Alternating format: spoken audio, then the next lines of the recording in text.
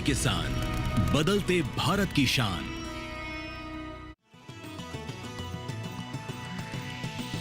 DD किसान, बदलते भारत की शान।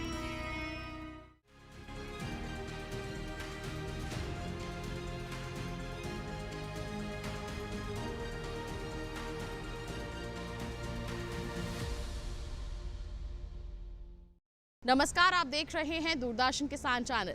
कृषि दर्शन कार्यक्रम में मैं अदिति शर्मा आप सभी का स्वागत करती हूँ। हमारे इस कार्यक्रम में कृषि जगत में हो रही हलचलों की जानकारी हम आप तक पहुँचाते हैं। क्या कुछ नया हो रहा है, इसके बारे में हम आपको बताते हैं ताकि आप भी अपनी खेती किसानी को उन्नत बना सके। आज भी हमारे इस कार्यक्रम में विज्ञान और किसान, कृषि स्टार्टअप और फार्मिंग इंडिया सेगमेंट हम आपके लिए लेकर आए हैं। तो क्या कुछ रहेगा आज के एपिसोड में खास, जानने के लिए शुरुआत करते हैं आज के अंक की।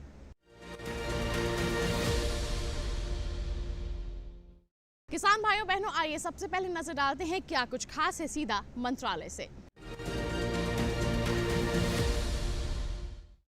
कृषि भवन के डीडी किसान स्टूडियो से हम कृषि जगत की खास जानकारियां आप तक पहुंचाते हैं। तो आज क्या कुछ आया है यहां से खास दिखाते हैं आपको सीधा डीडी किसान स्टूडियो से। जैसा कि जानते हैं कि अभी तो शरद ऋतु आ गया है। इस ऋतु में होता है हरा साग सब्जी फल ये लोग ज़्यादा लेते हैं। तो अभी जो सीज़न है अक्टूबर में नवंबर में हरे साग सब्जी लगाने का सीज़न है। उन सब्जियों में एक सब्जी है परवल। परवल से आप लोग सभी अवगत ही होंगे। परवल की सब्जी जो होती है वो घरेलू प्रतिदिन के रूप में यूज होता है या कुछ भोज में, शादी ब्याह या और तरह के फंक्शन में यूज किए जाते हैं। परवल की सब्जी जो होती है बहुत पौष्टिक रहती है। इसमें कार्बोहाइड्रेट, प्रोटीन्स एंड बहुत तरह के खनिज लवण पाए जाते हैं। यह परवल जो होता है वह डायबिटीज लोगों के लिए बहुत फ़ायदेमंद होता है, पौष्टिक होता है। तो अभी हम बताएंगे कि परवल की जो खेती होती है अभी अक्टूबर महीना में लगाया जाता है। तो परवल की खेती किस किस जगहों पर लगाया जाता है? लगाने के लिए यह बलुई मिट्टी या दोमट मिट्टी सबसे उपयुक्त मानी जाती है।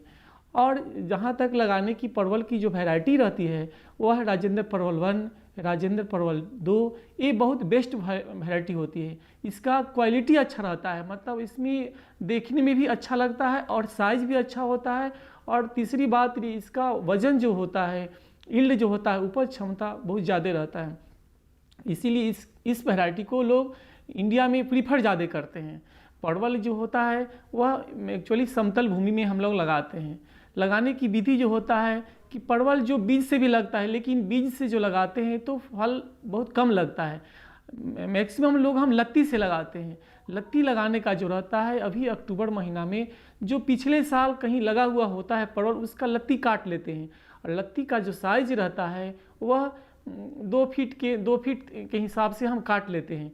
और काट कर उसमें ऐसा काटते हैं कि उसमें कम से कम 5-7 गांठ हो, अर्थात जैसे लत्ती में पर्व और पर्व संध्या रहती है तो उसमें पर्व संधि 5-7 पर्व संधि रहे। और उस गांठ को हम पूरा रिंग बना लेते हैं, उस लत्ती को हम रिंग बना लेते हैं। रिंग बना के हम लगाने के लिए 3 टाइप के लगाते हैं। एक रिंग बना के हम अंग्रेजी का जो 8 अंक रहता है वैसे 8 अंक लिख के वैसे हम मोड़ देते हैं। और मोड़ के ज़मीन खोद के हल्की खोल के जो 4-5 सेंटीमीटर गहरी खोद के उसमें हम डाल देते हैं। और डालने के बाद मिट्टी से ढक देते हैं।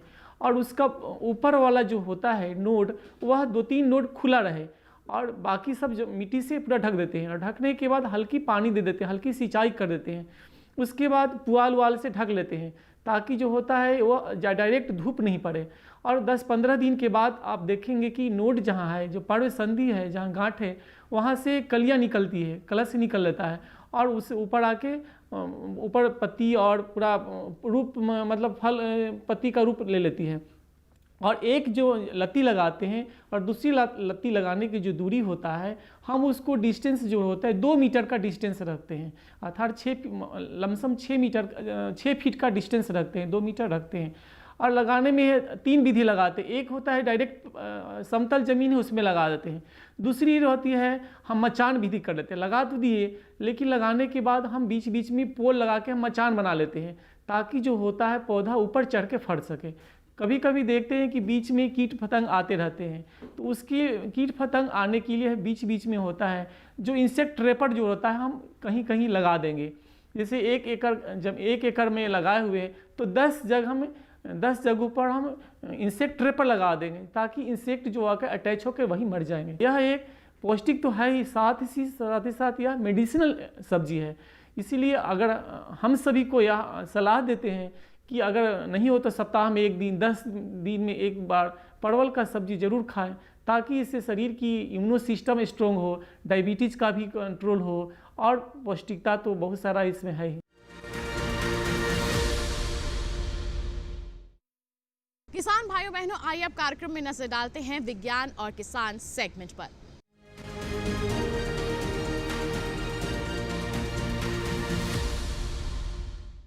हमारे किसानों का रुझान अब पारंपरिक फसलों के साथ साथ अन्य फसलों की ओर भी बढ़ रहा है, क्योंकि वो अच्छा मुनाफा देने वाली फसलें हैं।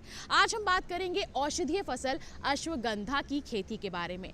कम समय में अच्छी उपज आपको मिल सकती है, थोड़ी सी मेहनत में अच्छा मुनाफा आपको मिल सकता है। तो किस तरह से आप अश्वगंधा की खेती को अपना सकते हैं, अपने लिए इसे फायदेमंद बना सकते हैं, आइए जानते हैं हमारे सेगमेंट विज्ञान और किसान में।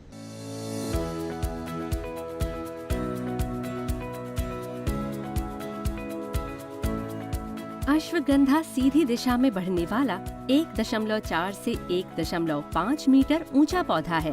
भारत में इसकी खेती मुख्य रूप से मध्य प्रदेश, गुजरात, हरियाणा, महाराष्ट्र, पंजाब, उत्तर प्रदेश और राजस्थान में होती है।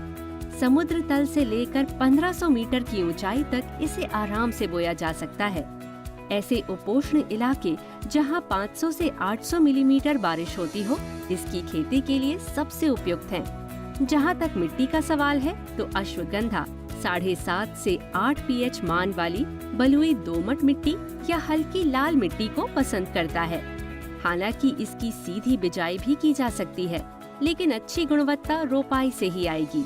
रोपाई के लिए रोग मुक्त और उन्नत किस्म के बीज उठी हुई नर्सरी बेड में लगाएं। बेड को गार्डन कंपोस्ट और बालू मिलाकर तैयार किया जाता है। 1 हेक्टेयर के लिए 5 किलो बीज की जरूरत होगी। अगर आप सीधी बिजाई कर रहे हैं तो इतनी ही जमीन के लिए 12 किलो बीज की जरूरत होगी। नर्सरी की स्थापना जून-जुलाई में होती है और बीज बोने का काम मॉनसून शुरू होने से पहले ही कर लिया जाता है। बिजाई के बाद थोड़े से बालू से उन्हें ढक दें। 35 से 40 दिन में पौध तैयार हो जाएगी और इसे मुख्य खेत में रोप लिया जाएगा। फार्म यार्ड और हरी खाद इसकी उन्नत खेती में महत्वपूर्ण है। 1 हेक्टेयर के खेत में 10 से 12 टन फार्म यार्ड कंपोस्ट या 1 से 1.5 टन वर्मी कंपोस्ट की जरूरत होगी।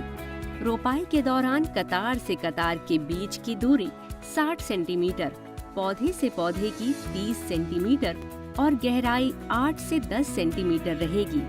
मिट्टी की उर्वरता सामान्य है तो 15 किलो नाइट्रोजन, 15 किलो पोटेशियम प्रति हेक्टेयर डालेंगे।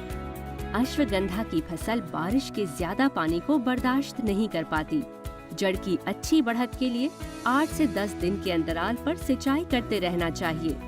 अश्वगंधा पर कोई हानिकारक कीट नहीं लगता, फिर भी एफिड्स और घुन जैसे कीड़ों का हमला हो सकता है। इसके अलावा पौधे में सड़न और पाला लगने का भी खतरा रहता है। इनसे बचने के लिए बीजोपचार कर लेना चाहिए। फिर भी अगर बीमारी लग जाए तो नीम, चित्रकमूल, धतूरा और गौमूत्र मिलाकर बायोपेस्टिसाइड तैयार कर सकते हैं। रोपाई के 160 से 180 दिनों के बाद फसल तैयार हो जाएगी। तैयार होने के बाद पूरे पौधे को जड़ सहित निकालना होता है। उसके बाद ऊपरी हिस्से को तने से काटकर अलग कर लेते हैं। 1 एकड़ जमीन पर 450 किलो जड़ और 50 किलो बीज हासिल होता है। तो ये था सेगमेंट विज्ञान और किसान। इसी के साथ कार्यक्रम में वक्त एक छोटे से ब्रेक का। आप कहीं मत जाइए, देखते रहिए कार्यक्रम कृषि दर्शन और बने रहिए दूरदर्शन किसान पर। नमस्कार किसान मित्रों, मैं हूं आपका एआई एंकर कृष। आज हम बात करेंगे प्रधानमंत्री मत्स्य किसान समृद्धि सह योजना के बारे में, जिसमें जिले के मछुआरों के लिए पोर्टल पर पंजीकरण अनिवार्य किया गया है। जिले के सभी तालाब और जलाशय के पट्टा धारकों, मछुआ समिति के सदस्यों और मत्स्य पालकों को इस योजना का लाभ उठाने के लिए पंजीकरण कराना आवश्यक है। इसके लिए आवेदकों को PMMKSY वेबसाइट और NFDP पोर्टल पर जाना होगा। पंजीकरण के बिना मत्स्य विभाग की किसी भी योजना का लाभ नहीं मिल सकेगा, इसलिए सभी हितग्राहियों को समय रहते पंजीकरण करने की सलाह दी जाती है। पंजीकरण प्रक्रिया के लिए आवेदकों को अपने आधार कार्ड का नंबर, आधार से लिंक मोबाइल नंबर और बैंक खाते की जानकारी देना होगा। यह एक महत्वपूर्ण कदम है क्योंकि इस योजना के अंतर्गत मत्स्य पालन को बढ़ावा देने के लिए विभिन्न सरकारी सहायता और लाभ प्रदान किए जाएंगे। इस पहल से न केवल मछुआरों को आर्थिक सहायता मिलेगी, बल्कि इससे मत्स्य पालन के क्षेत्र में नवाचार और विकास को भी बढ़ावा मिलेगा। इस योजना के माध्यम से हमें उम्मीद है कि मछुआरे और मत्स्य पालक अपने व्यवसाय को मजबूती प्रदान कर सकेंगे और देश के आर्थिक विकास में योगदान दे सकेंगे। यह थी प्रधानमंत्री मत्स्य किसान समृद्धि सह योजना पर आवश्यक जानकारी। जुड़े रहिए किसान समाचार के साथ, हम लाते रहेंगे खेती और किसान कल्याण से जुड़ी जानकारी। तो आज के लिए बस इतना ही। आप देखते रहिए DD किसान। धन्यवाद।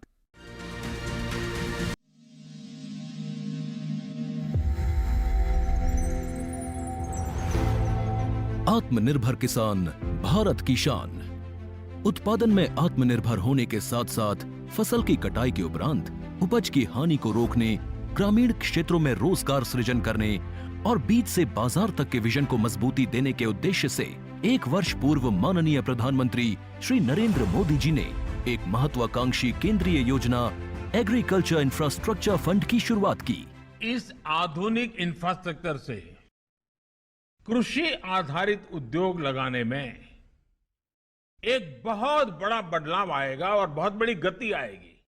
साथियों, अब हम उस स्थिति की तरफ बढ़ रहे हैं जहां गांव के कृषि उद्योगों से फूड आधारित उत्पाद शहर जाएंगे और यही तो आत्मनिर्भर भारत अभियान का संकल्प है। एग्रीकल्चर इंफ्रास्ट्रक्चर फंड से पात्र लाभार्थी गोदामों का निर्माण कर सकते हैं, छटाई या ग्रेडिंग इकाई, पैकिंग हाउस, सप्लाई चेन और कोल्ड चेन जैसी सुविधाएं या फिर प्राथमिक कृषि प्रसंस्करण केंद्र की स्थापना कर सकते हैं। इस योजना के तहत पात्र लाभार्थियों को 2 करोड़ रुपए तक के ऋण पर अधिकतम 7 वर्ष के लिए ब्याज में 3% तक की छूट दी जा रही है। ऋण पुनर्भुगतान के लिए 6 महीने से 2 वर्ष तक मोरेटोरियम की सुविधा भी उपलब्ध है। इस योजना ने अब तक सफलता की कई मिसालें कायम की हैं, जैसे कि मध्य प्रदेश के लाभार्थी श्री विपिन त्रिपाठी ने एग्रीकल्चर वेस्ट से बायोफ्यूल बनाने का इनोवेटिव प्राइमरी प्रोसेसिंग सेंटर लगाया है। लोन मिलने की वजह से हम समय पर सारी मशीनों का प्रोक्योरमेंट और सारा सिविल वर्क टाइम पे करवा पाए, जिससे ये प्रोजेक्ट को लगाना संभव हो पाया। राजस्थान के लाभार्थी श्री यशवर्धन मुंद्रा ने सॉर्टिंग एंड ग्रेडिंग यूनिट लगाकर रोजगार के अवसर पैदा किए हैं। कर्नाटक की महिला उद्यमी श्रीमती ममता वी ने प्राइमरी प्रोसेसिंग सेंटर लगाकर प्रगति की नई राह चुनी है। ಸಣ್ಣ ಪುಟ್ಟ ಉದ್ಯಮಿಗಳನ್ನ ಮತ್ತಷ್ಟು ಅಗ್ರಿಕಲ್ಚರಲ್ಲಿ ಹೆಚ್ಚು ನಾವು ಇನ್ನಷ್ಟು ಸಾಧನೆ ಮಾಡಲಿಕ್ಕೆ ಕಾರಣಕಾರಕವಾದಂತ ಈ ಅಗ್ರಿಕಲ್ಚರಲ್ ಇನ್ಫ್ರಾಸ್ಟ್ರಕ್ಚರ್ ಫಂಡ್ ಇಂದ ನಮ್ಮ ಇನ್ನಷ್ಟು ಯೋಜನೆಗಳು ಆಯೋಜನೆಗಳು ಉತ್ತಮಗೊಂಡಿದೆ। राजस्थान के लाभार्थी श्री दिनेश भट्टर ने जीरे की प्रोसेसिंग यूनिट लगाकर आसपास के ग्रामीणों को आत्मनिर्भरता प्रदान की है। महाराष्ट्र के लाभार्थी श्री अनूप कुमार मोहता ने वेयर हाउस बनाकर अन्न भंडारण को सुनिश्चित किया है। आज देश के कोने कोने से किसान, कृषि उद्यमी, किसान उत्पादक संघ, प्राथमिक कृषि सहकारी समितियां, स्वयं सहायता समूह और कृषि उपज मंडियां इस योजना का लाभ उठा रहे हैं।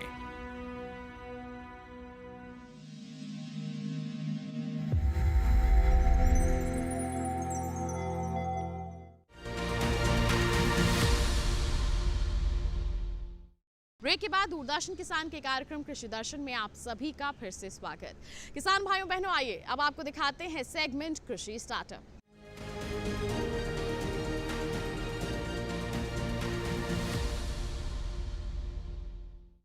हमारे सेगमेंट में हम आपको ऐसे किसानों से मिलवाते हैं जो अपने क्षेत्र में सफलता के परचम को लहरा रहे हैं और साथ ही साथ अन्य किसानों के लिए प्रेरणा का स्रोत बने हुए हैं। तो कौन है आज के हमारे सफल किसान, आइए जानने के लिए देखते हैं सेगमेंट कृषि स्टार्टअप।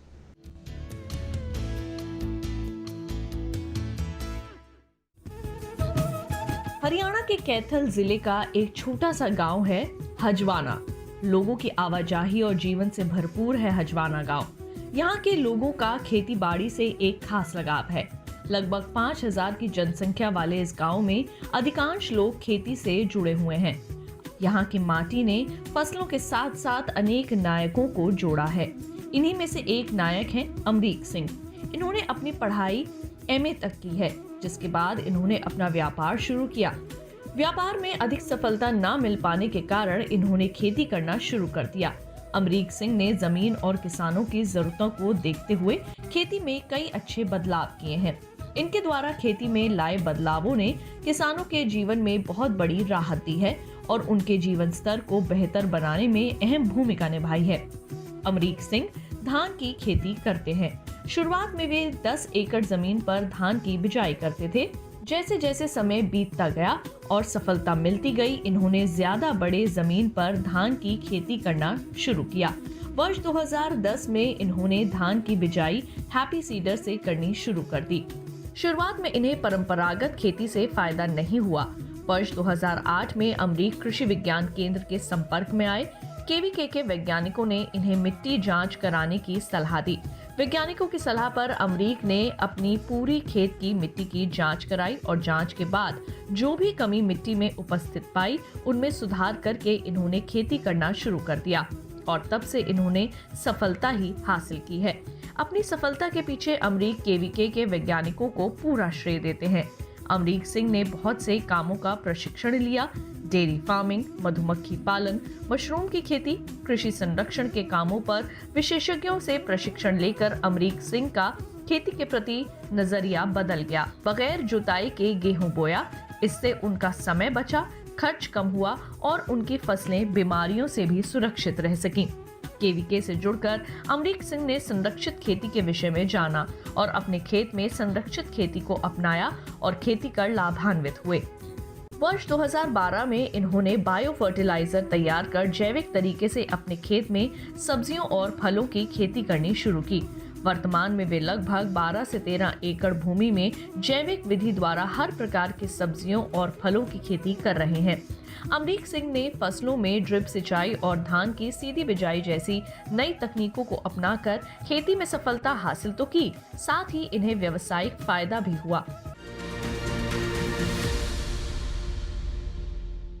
तो ये था सेगमेंट कृषि स्टार्टअप। इसी के साथ कार्यक्रम में वक्त एक और छोटे से ब्रेक का। आप कहीं मत जाइए, देखते रहिए कार्यक्रम कृषि दर्शन, बने रहिए दूरदर्शन किसान पर। नमस्कार किसान भाइयों और बहनों, मैं हूं आपकी AI एंकर भूमि। फसल कटाई के बाद पराली जलाना एक गंभीर समस्या है, जिससे प्रदूषण और पर्यावरण को भारी नुकसान होता है। इससे हवा में धुआं फैलता है, जो न केवल हमारे स्वास्थ्य के लिए खतरनाक है, बल्कि मिट्टी की उर्वरता भी घट जाती है। साथ ही ग्रीन हाउस गैसों का उत्सर्जन बढ़ता है, जो जलवायु परिवर्तन का कारण बनता है। सरकार ने पराली जलाने पर रोक लगाई है और इसके प्रबंधन के लिए कई मशीनें और तकनीकें उपलब्ध करवाई हैं। आप पराली को खाद में बदलकर अपनी फसलों की पैदावार बढ़ा सकते हैं और पर्यावरण की रक्षा कर सकते हैं। हम आपसे निवेदन करते हैं कि पराली न जलाएं और स्वस्थ वातावरण के निर्माण में अपना योगदान दें। तो आज के लिए बस इतना ही। आप देखते रहिए DD किसान। धन्यवाद। ब्रेक के बाद दूरदर्शन किसान के कार्यक्रम कृषि दर्शन में आप सभी का फिर से स्वागत। आइए दिखाते हैं आपको segment farming India.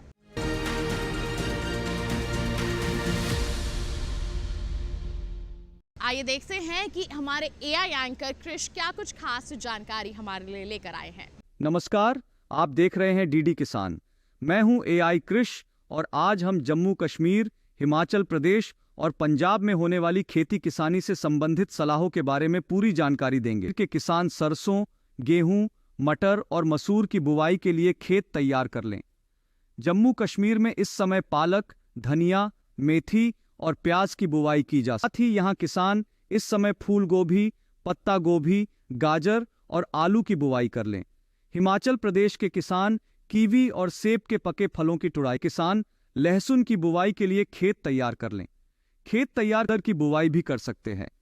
Himachal Pradesh में किसान टमाटर, बैंगन, शिमला मिर्च और मिर्च को रस चूसक कीटों से बचाने के लिए जरूरी कीटनाशक छिड़क लें।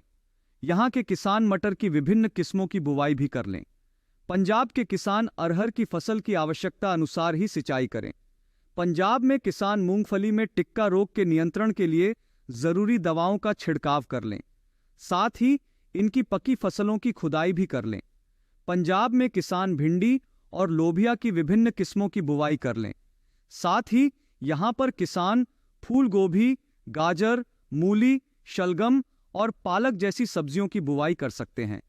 इसी तरह कृषि और किसानों से जुड़ी हर महत्वपूर्ण जानकारी के लिए हमारे साथ जुड़े रहिए और देखते रहिए डीडी किसान। धन्यवाद। आज के हमारे सेगमेंट में हम बात करने वाले हैं प्रधानमंत्री कुसुम योजना के बारे में। हमारी सरकार की बहुत ही अच्छी पहल है ये। इससे हमारे किसानों को सौर ऊर्जा का साथ मिलता है और साथ ही साथ अतिरिक्त आय अर्जित करने का एक मौका भी मिलता है। तो आप भी इससे जुड़ना चाहते हैं तो आइए पूरी प्रक्रिया आपको बताते हैं सेगमेंट फार्मिंग इंडिया के माध्यम से।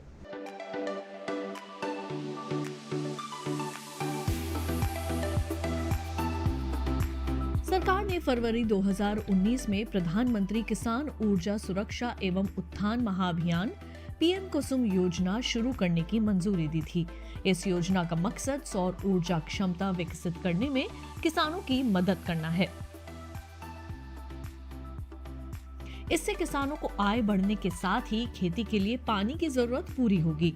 इसके जरिए वर्ष 2022 तक 30.8 गीगावाट बिजली उत्पादन का लक्ष्य रखा गया है। इस योजना के तहत किसानों को सब्सिडी पर सोलर पैनल मिलते हैं जिससे वे बिजली बना सकते हैं। जरूरत भर बिजली का इस्तेमाल करके वे बाकी को बेचकर अतिरिक्त आय भी हासिल कर सकते हैं। इस योजना में 20 लाख किसानों को सोलर पंप बनाने में मदद की जाएगी। 15 लाख किसानों को ग्रिड से जुड़े सोलर पंप लगाने के लिए धन मुहैया कराया जाएगा। इस योजना पर सरकार ने 34,422 करोड़ रुपए खर्च करने का ऐलान किया है। पीएम कुसुम योजना के 3 घटक हैं। पहला, विकेंद्रित ग्रिड से जुड़ी 10,000 मेगावाट की क्षमता के सोलर पावर प्लांट स्थापित करना, जिसमें हर प्लांट की क्षमता 2 मेगावाट तक की होगी। दूसरा घटक 20 लाख सौर ऊर्जा चालित कृषि पंपों की स्थापना। 15 लाख किसानों के सिंचाई पंप को सोलर पंप से जोड़ना। इस योजना के जरिए बिजली और डीजल से चलने वाले सिंचाई पंप को सोलर एनर्जी से चलने वाले पंप में बदला जाएगा। सोलर पैनल से मिलने वाली बिजली का इस्तेमाल किसान पहले अपने सिंचाई के काम में करेंगे। उसके अलावा जो अतिरिक्त बिजली बचेगी उसे विद्युत बिजली वितरण कंपनी को बेचकर किसान 25 साल तक आमदनी कमा सकते हैं और प्रदूषण भी कम होगा। सोलर पैनल 25 साल तक चलेगा और इसका रखरखाव भी आसान है। इससे किसानों को हर साल 1 एकड़ पर 60,000 रुपए से 1 लाख रुपए तक की आमदनी अगले 25 साल तक हो सकती है। किसानों को अपने में सोलर पैनल स्थापित करने के लिए केवल 10% रकम का भुगतान करना होता है। केंद्र और राज्य सरकार किसानों को बैंक खाते में 60% की सब्सिडी देती है। केंद्र और राज्य की ओर से बराबर का योगदान देने का प्रावधान है और बैंक की ओर से 30% लोन का भी प्रावधान है। इस लोन को किसान अपने होने वाली आमदनी से भी आसानी से भर सकते हैं। किसानों को इस योजना का लाभ उठाने के लिए सरकारी वेबसाइट https://mnre.gov.in पर जाकर रजिस्ट्रेशन कराना होगा। इसके अलावा आधार कार्ड, प्रॉपर्टी के दस्तावेज और बैंक खाते की जानकारी भी देनी होगी।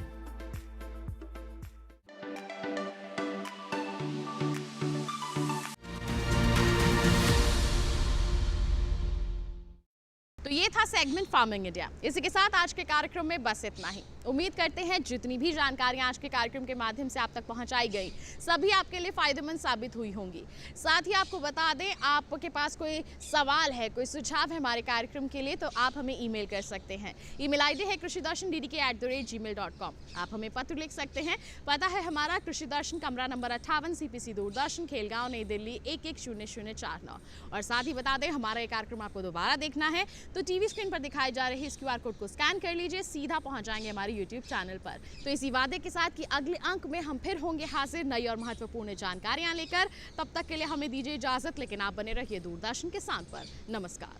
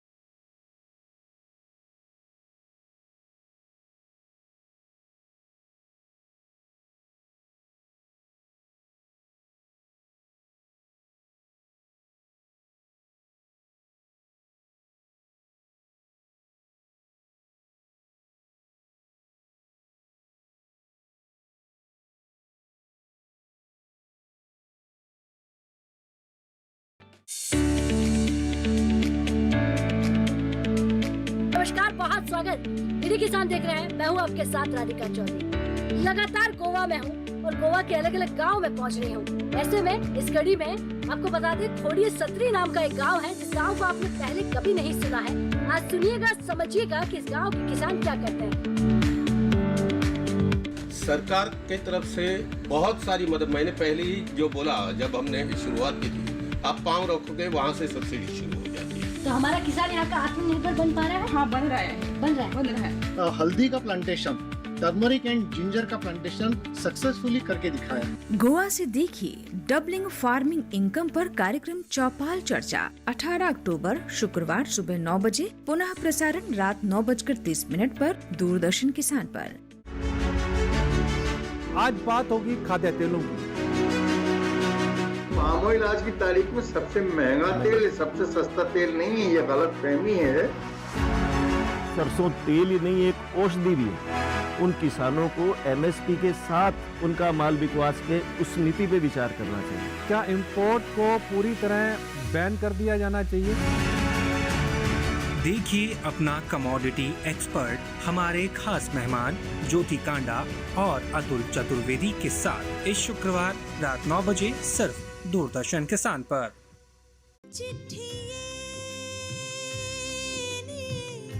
दर्द फिराक वाली, ले जा सनेड़ा सोनियार दा। एक वक्त हुआ करता था जब मैं एकलव्य थी एक रियलिटी शो में, वहाँ पर ये पहला गाना था जो मैंने गाया था।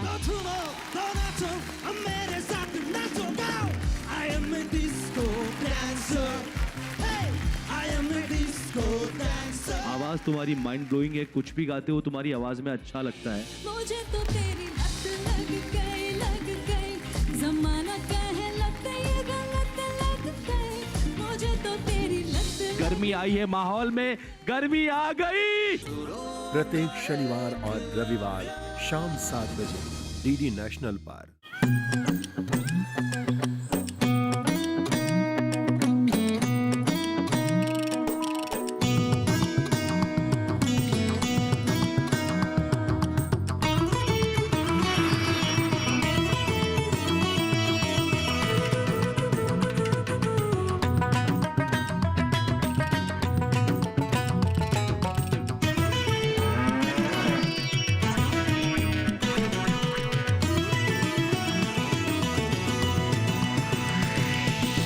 डीडी किसान, बदलते भारत की शान।